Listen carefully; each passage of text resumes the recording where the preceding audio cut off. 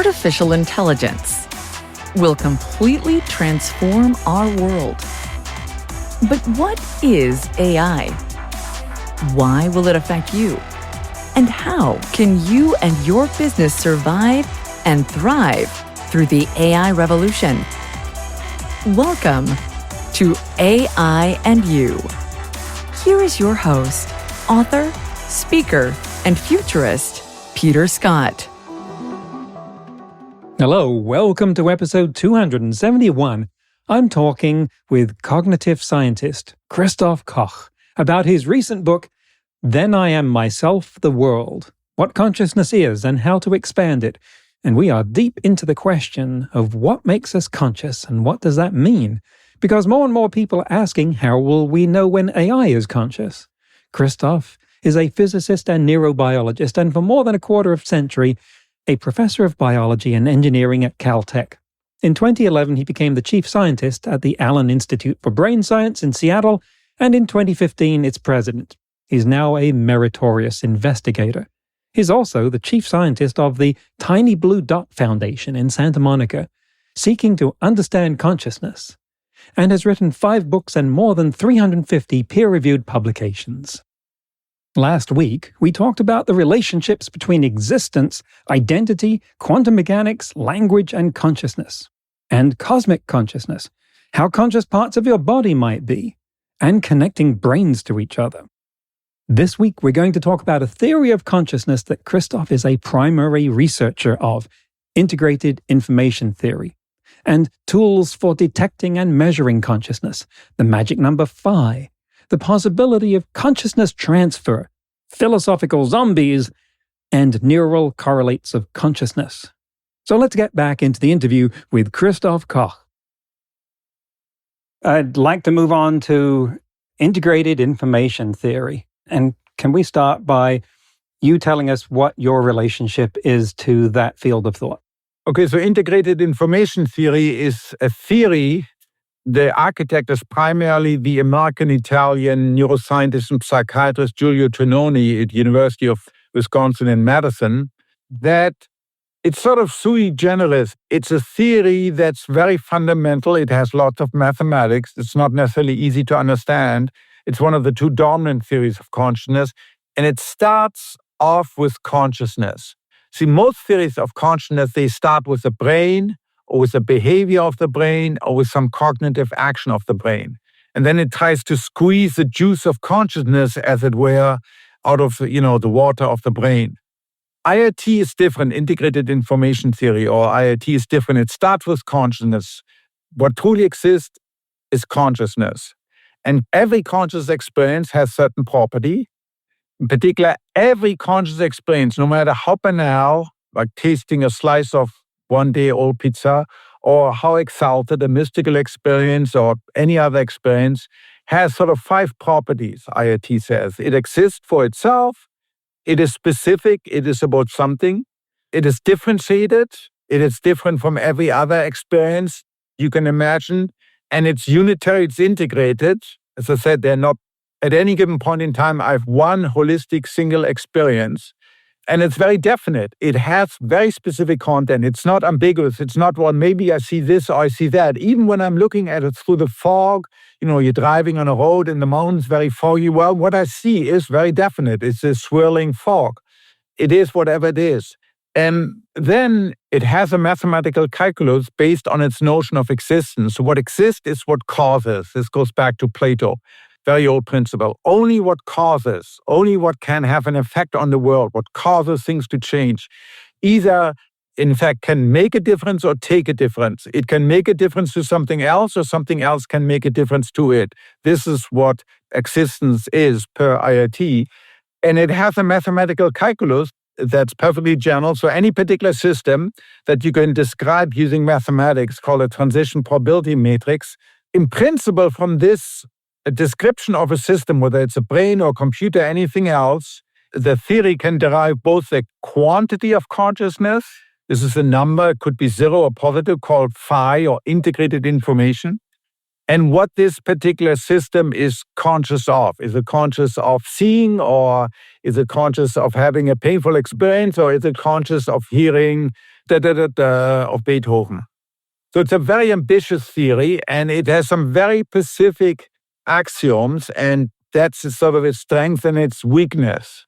Well, and talking about consciousness, attempting to define it, always seemed to be paradoxical and not paradoxical at the same time to me, which is perhaps doubly paradoxical, but that it seems like something which we all do or have, and so it should be really simple.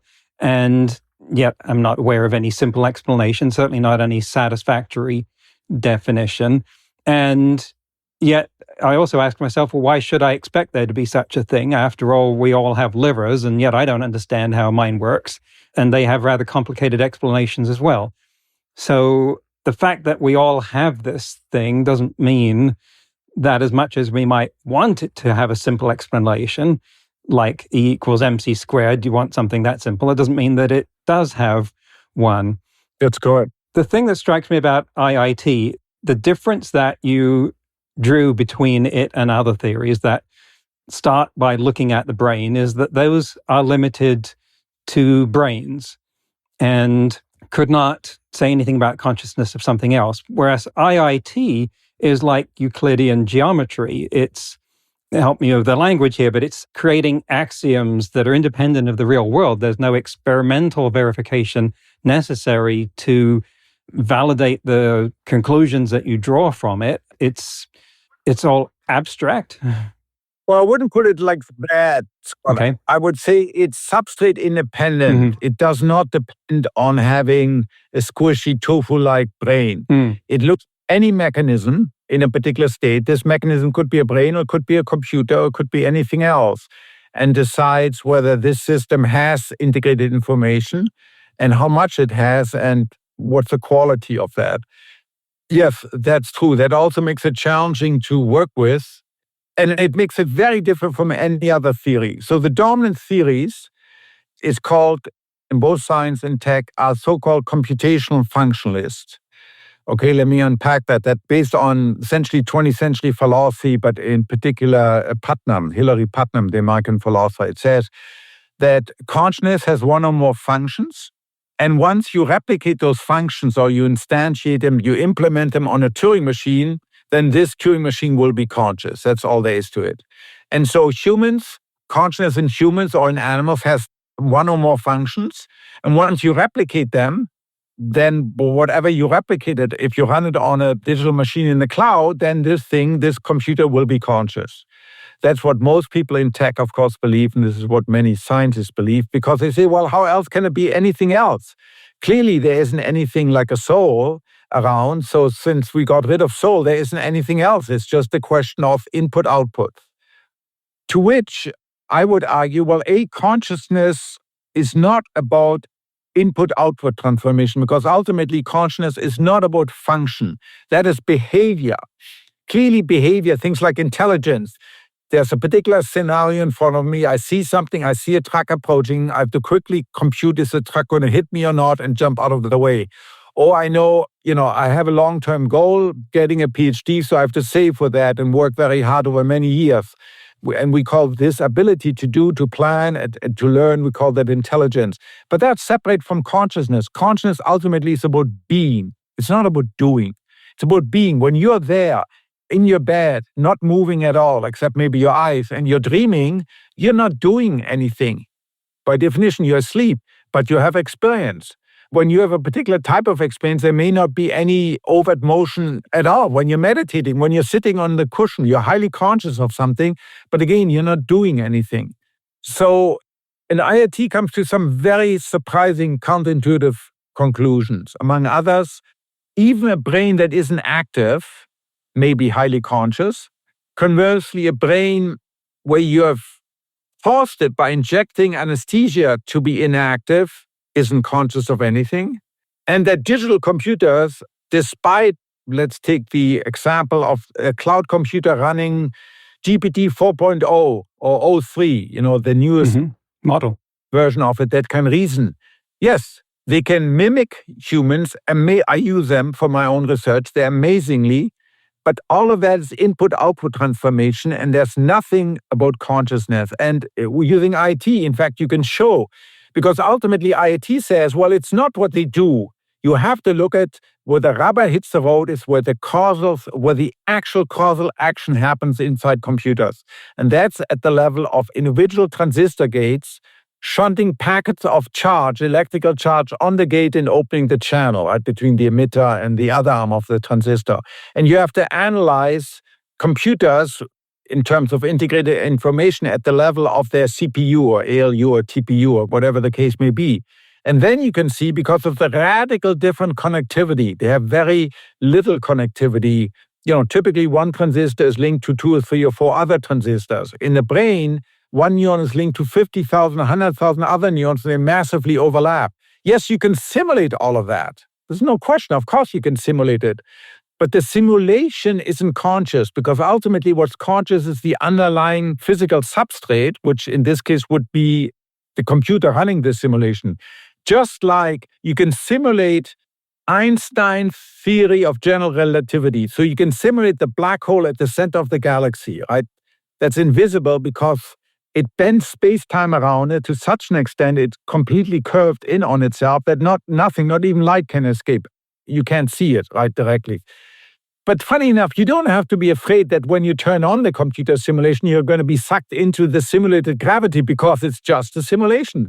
Well, same thing with consciousness. Consciousness is a causal power, and causal power you have to instantiate. You can't simulate. Wow, there is a lot there. Obviously, we're going to a place which you've already started, which is how do we tell whether something else is conscious, in particular AI. But I want to back off first to ask why that's important, because we have to at least have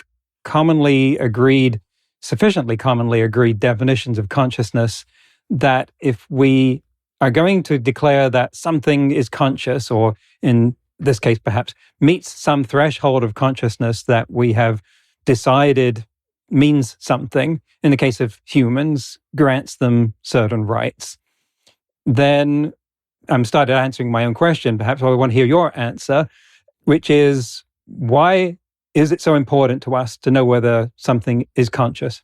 Look, Scott, I'm going to give you $1 billion, seemingly for free.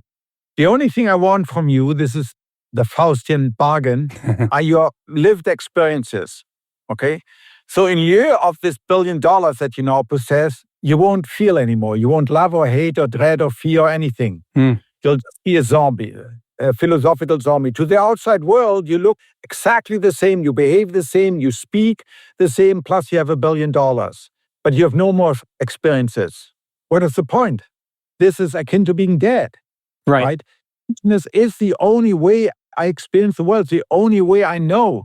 And therefore, we give people legal rights. I can tell you another reason. So I'm heavily involved in work trying to detect consciousness in behavioral unresponsive patients.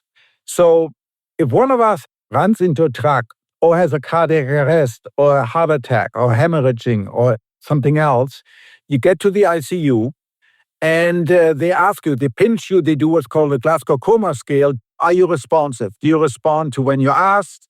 Can you track with your eyes? Can you say anything? They pinch you very hard to see you try to withdraw your hand. If you do none of that, you are considered unresponsive. This used to be called vegetative state, and you're unconscious. And then if you remain in this state for 3 or 4 days, the clinical team, both in Canada and the US, will initiate discussions with the family. Is this what you would have wanted? Is this what the person would have wanted? And most of the time, 70 to 90% of the time, the team decides together with the family, no, this is not what they would have wanted, and life support is terminated. Typically, ventilator is pulled, okay? So that's one consequence if there is no more consciousness. Now, we know that 25% of these people are actually covertly conscious. This is sort of being discovered over the last 10, 15 years, that some of these people, 1 out of 4, are actually conscious, do actually experience, but are unable to signal because the damage to the brain is so severe that they cannot respond, okay? So here, conscious makes all the difference. Otherwise, you're just literally a robot without having any experience of it. And who wants that in the final analysis? This is really what matters. And we give out legal rights and ethical rights, right? Because to the extent that people can experience or animals can suffer. It's famous Bentham's quote. It's less about whether they're sentient, can they do, but do they suffer? Well, suffer is about a conscious experience of pain.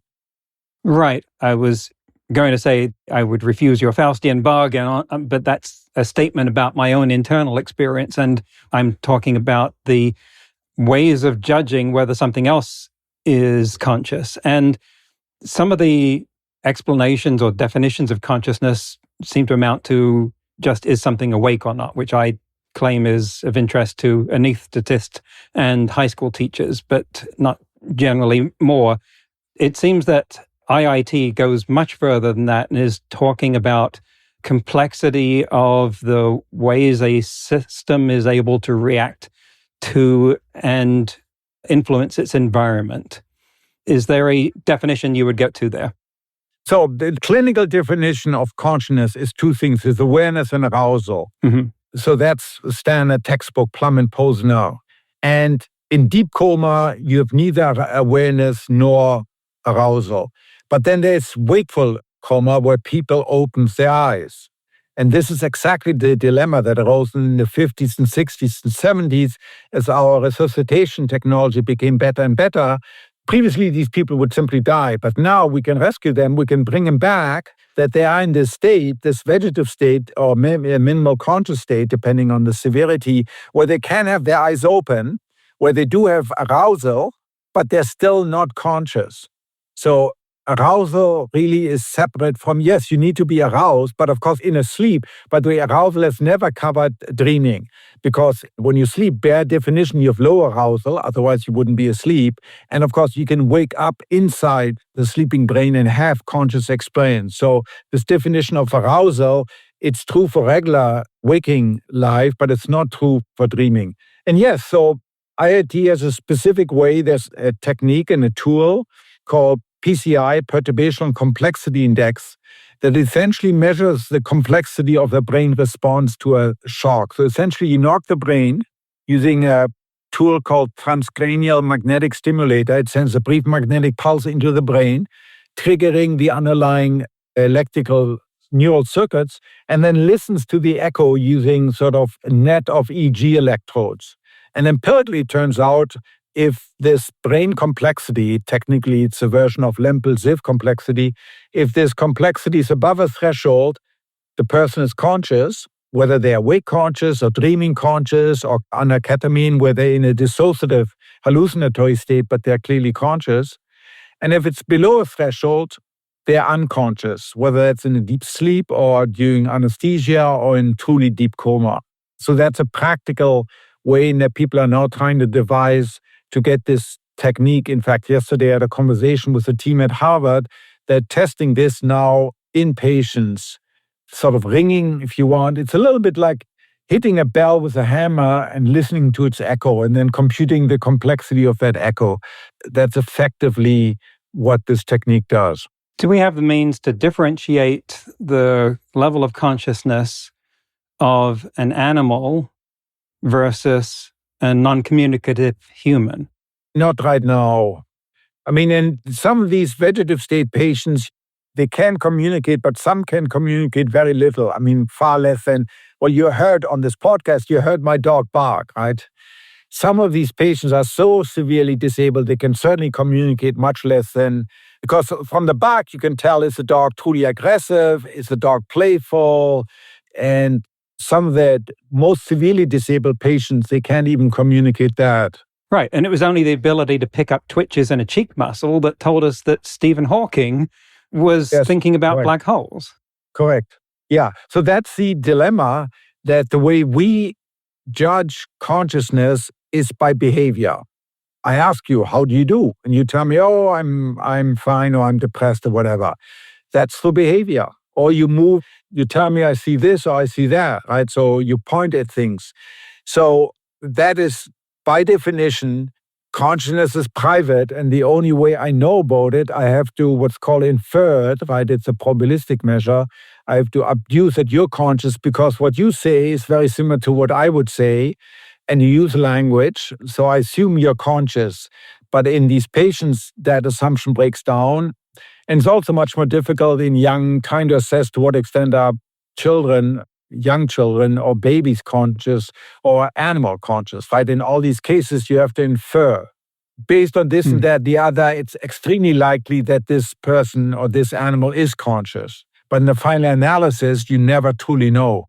It seems to me that there is a qualitative difference in consciousness in beings that are able to reflect on their own consciousness. Humans able to introspect and realize that they have a consciousness. I mean, so many spiritual and mystical traditions are about observing one's own consciousness. Does integrated information theory discover this or reveal this in any way? Yeah, so integrated information theory. So once again, Scott, I have to emphasize, not all people can do this. Some people, you ask them, they have simply no idea what you mean, or they've never thought about themselves in any sustained manner. And then patients can't do it, or young children can't do it. So that's a caveat. Yeah, but IT predicts that everyone has a different level of consciousness. Phi. It waxes and wanes with the day. Clearly, if you've slept very little, I just wake you up. You're barely there. If you're jet lagged, you must have had the experience. Where am I? What day it is? Who am I? Right? You're somewhat totally discombobulated. Versus you're rested, you had your coffee, it waxes and wanes through the lifetime, right? Early on, let's see, we talked about children. Before you discover, let's say, sex and drugs and rock and roll, let's say as 10 or 12-year-old, you're clearly conscious, but you're not conscious yet of the vast complexity. You're not conscious of romantic relationships and sex and all of that. Then, you learn that, you discover art, you discover other ways to appreciate the world. So it goes up roughly, but then towards the end of the life with, dementia and other degenerative pathologies, you become less and less conscious, right?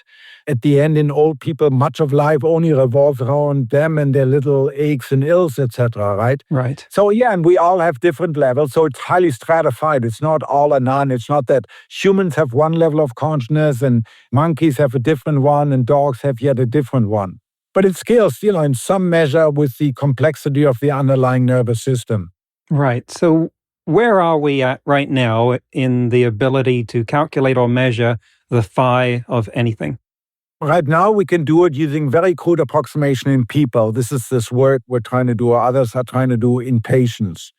Right now, it looks like we can build a consciousness detector, which would be a big deal. It's the first time we've had progress in several thousand years of studying consciousness. So that would be a big deal. Can't go beyond that right now. And you said phi is a number, so what range are those numbers? No, so the way perturbational complexity index is computed, it's really a binary threshold measure because it's so.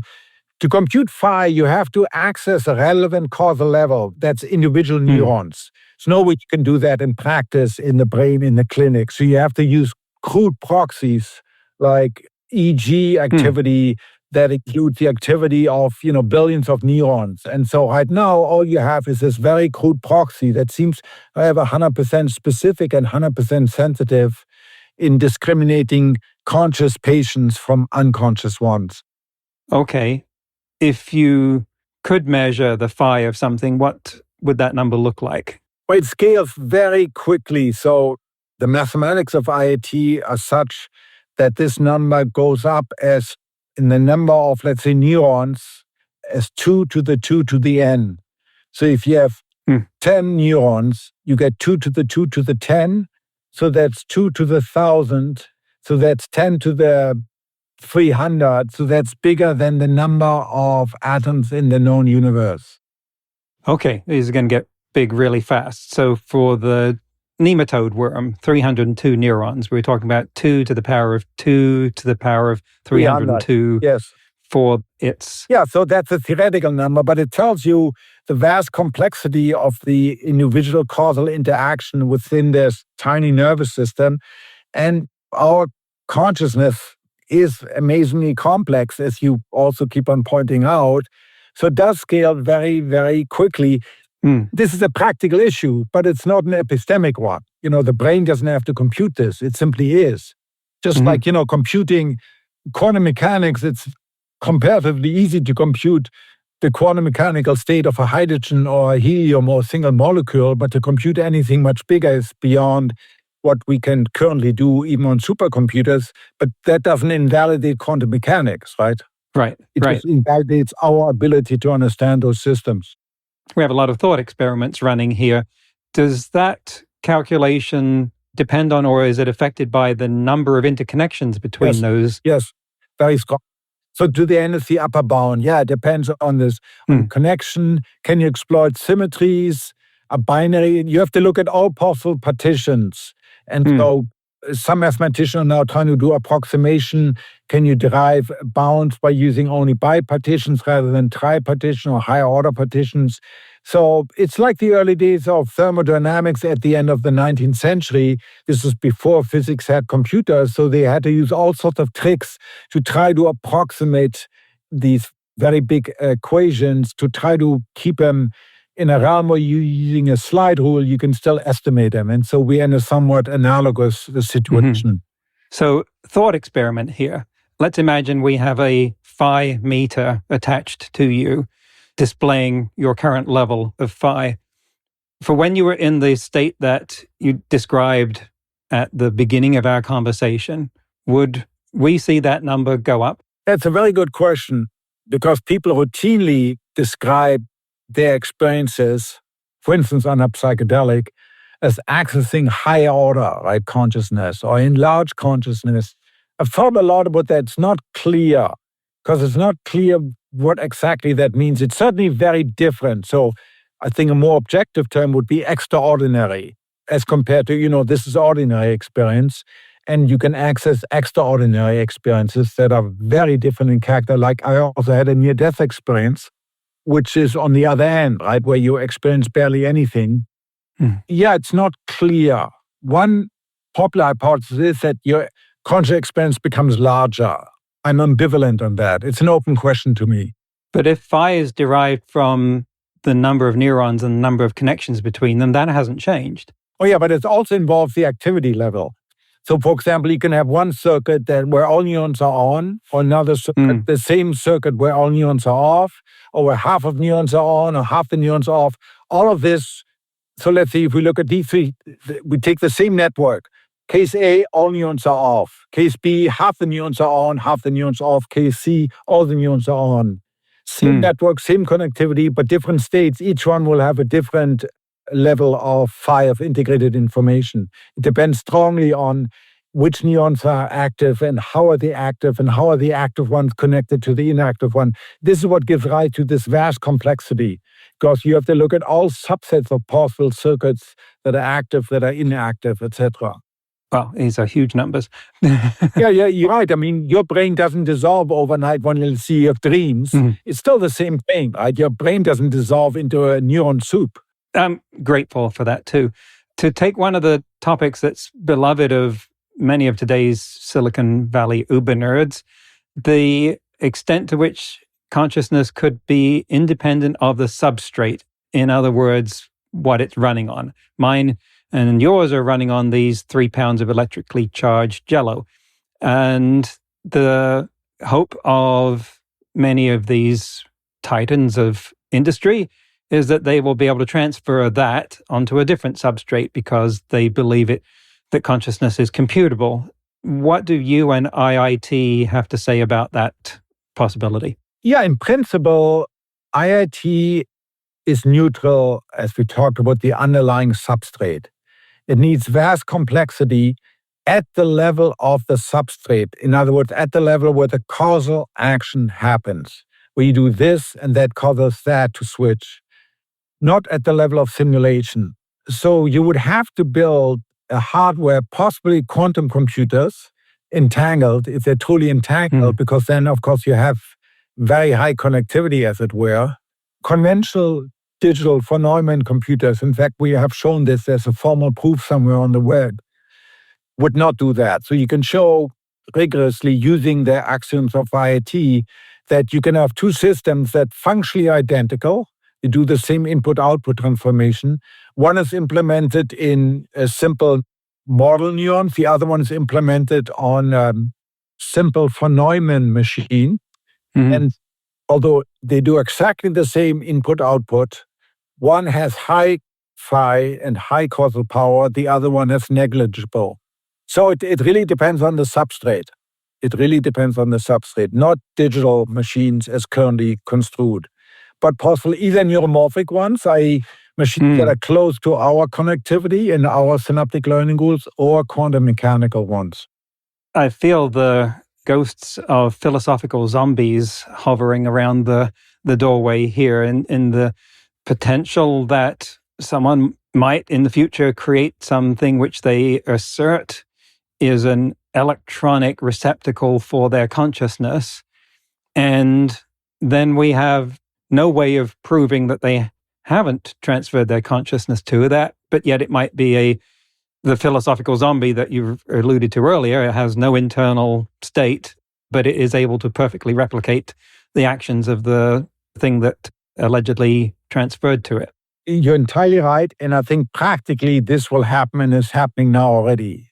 I mean... Really? Well, in the sense that some people at least, if you talk to people who have digital girlfriends, particularly men, of course, or have, spent half their time on whatever the latest LLM is, they do believe and they articulate, and I think this is going to happen more and more, given the complexity of the verbal behavior that these machines are capable of, that people will implicitly assume that they're conscious. In the limit, it may be that they all assume they're conscious, yet there's really nothing there. So that question can only be answered once we have a generally accepted if we have a generally accepted theory of consciousness, then we can answer this question. But without such, if you believe it and the system acts like you can say, what difference does it make? It looks like grandpa, it tastes like grandpa, it seems to have all the jokes of grandpa, so yes, I believe it's grandpa. Although it may just be a zombie of grandpa. Wow. I wonder if sometime in the next 10 years or so, you might be called in as an expert witness in a landmark case. Yes. It could happen. This has been fascinating. I think my brain is actually getting warmer as we speak. And we also have to ramp down, right? We do have to ramp down. I have to ramp down. I'll mention, you said that you bet David Chalmers a case of fine wine that neuroscience would discover the neural correlates of consciousness within 25 years, and that turned out to be by 2023. And neural correlates of consciousness would be figuring out where in the brain it happens, right? How did that go? Well, I lost it. I lost this bet because the community is not yet converged. And so we agreed to a second bet, but we can all agree, and he certainly believes that this is not the hard problem. This will happen, answer. In other words, we will know sooner or later what are the footprints of consciousness, like for reasons that I just discussed. In patients, right? Is this patient who's unresponsive, do they have the footprints of consciousness? So we all agree this is an answerable problem. Neuroscience is young. The brain is the most complex piece of active matter in the known universe. So it's going to take us longer than I thought when I was young and ambitious. You become a professor. You have all these cool tools, fMRI and EEG and whatnot. And of course, you're going to believe, I'll lick this problem in the next 25 years. Right. Along with commercial fusion and flying cars and other things we thought would only take 25 years. Are you prepared to put another date out there? Yeah, we did. We said, well, let's, in 25 years from now, optimistically hoping we'll still be alive. I think I'll be 92, 91. We reconvene, yes. Would knowing the neural correlates of consciousness satisfy Chalmers' hard problem? No. So he's still in business. Yeah, his question can't really be because he admits, that we know and science can study it, this relationship between the mental and the physical. And we know they're very close relationship. You can put an electrode in parts of the brain and evoke very specific conscious experiences. So, yes, we can nail all of these down, but why does any piece of matter, this is him, I'm channeling it Dave, right? Why does any piece of matter, how is it, why or how it can love or hate or see or fear? And in fact, right. Here's his argument. You can imagine a world where no one feels, right? This is a fictitious zombie. Look, where everything looks exactly the same. People talk about their loving and hearing, but everyone is blank inside. There are no conscious feeling. And there's nothing in physics or chemistry or biology that would tell us this is not possible. And so, although we're winding down, I have to get this one in there. We are, I think, very close to the point where someone could end up in court with an AI that they say is as conscious as a human because you can't tell the difference in the way it reacts. And at that point, then there could be the question of whether it is entitled to certain rights of self-determination. And people have speculated about that in the past as well.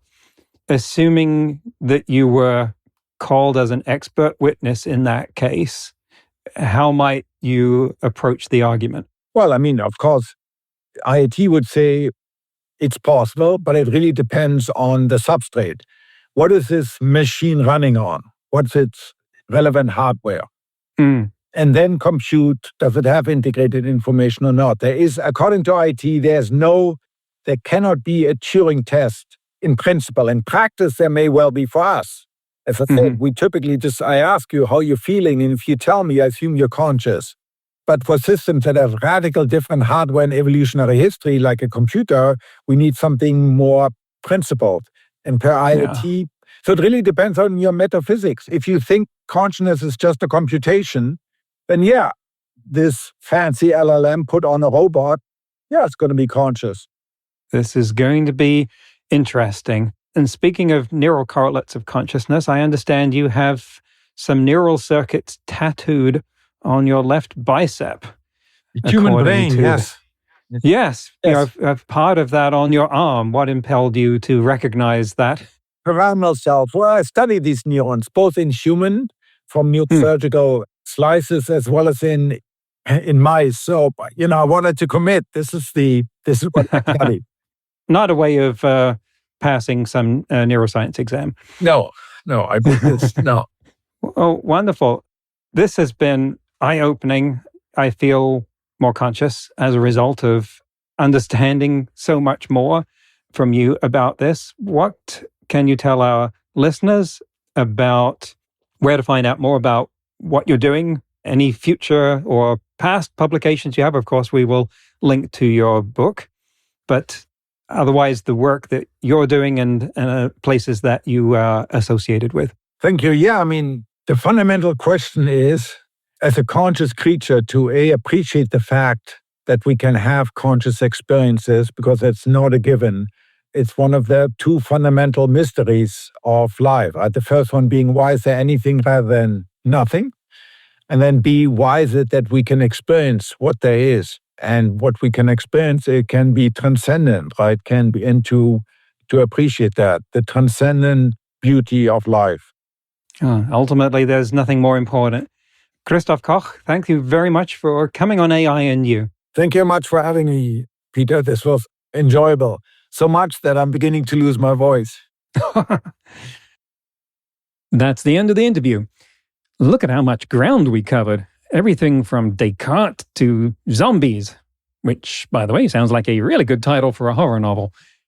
That was really an information-dense discussion. Good luck if you were playing that one at 150% speed.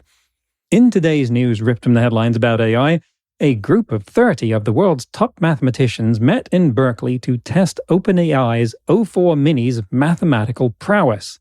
They discovered it was capable of answering some of the world's hardest solvable problems. And they had some incentive, because each problem it couldn't solve would get the person who came up with it a $7,500 reward. The group's leader, Ken Ono, a mathematician at the University of Virginia, gave it a PhD-level problem in number theory that it proceeded to solve in 10 minutes. Ono said, quote, "I've never seen that kind of reasoning before in models. That's what a scientist does. That's frightening." He likened it to working with a strong collaborator. He also thought that there was a risk in trusting something that good too much, saying, quote, "There's proof by induction, proof by contradiction, and then proof by intimidation." He concluded with, quote, "I don't want to add to the hysteria, but in some ways these large language models are already outperforming most of our best graduate students in the world." End quote. If you're getting value from these shows, do please give us a like and a 5-star rating and a good review on your podcast platform. It's the only way that new people will learn about the show and join this wonderful community we have of people who think as deeply as you do. Next week, my guest will be Megan Peters, researcher into metacognition and co-founder of the educational platform Neuromatch. That's next week on AI and You. Until then, remember, no matter how much computers learn how to do, it's how we come together as humans that matters. That's all for this episode of AI and You. Please leave a rating and comment and share with your friends. Get the book Artificial Intelligence and You and see more videos and articles at aiandyou.net. That's aiandyou.net, where you can also send us your questions. Thank you for listening.